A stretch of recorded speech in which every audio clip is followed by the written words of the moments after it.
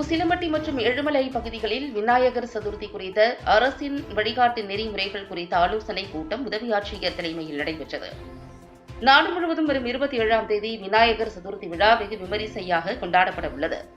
விநாயகர் சதுர்த்தி நாளில் சிலைகள் வைத்து வழிபடுவது, ஊர்வலமாக எடுத்து சென்று நீர்நிலைகளில் கரைப்பது வரை உள்ள ஏற்பாடுகள், முன்னெச்சரிக்கை நடவடிக்கைகள் குறித்து அரசு வழிகாட்டு நெறிமுறைகளை வழங்கி ஆலோசனைக் கூட்டங்கள் மூலம் விழா குழுவினர்களுக்கு ஆலோசனை வழங்கி வருகிறது.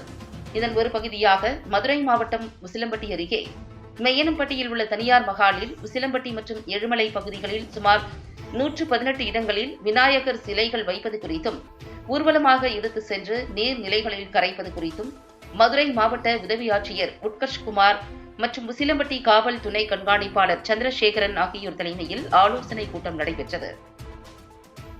உசிலம்பட்டி மற்றும் எழுமலை பகுதிகளிலிருந்து வந்திருந்த 100க்கும் அதிகமான இந்து அமைப்பினர் மற்றும் விழா குழுவினர்களுக்கு தமிழ்நாடு அரசு சார்பில் வழங்கப்பட்டுள்ள வழிகாட்டு நெறிமுறைகளை எடுத்துரைத்து, சிலைகள் வைப்பது முதல் ஊர்வலமாக எடுத்து சென்று நீர்நிலைகளில் கரைப்பது வரை எந்த அசம்பாவிதங்களும் இன்றி விழாவினை சிறப்பாக நடத்துவது குறித்து ஆலோசனை வழங்கினர்.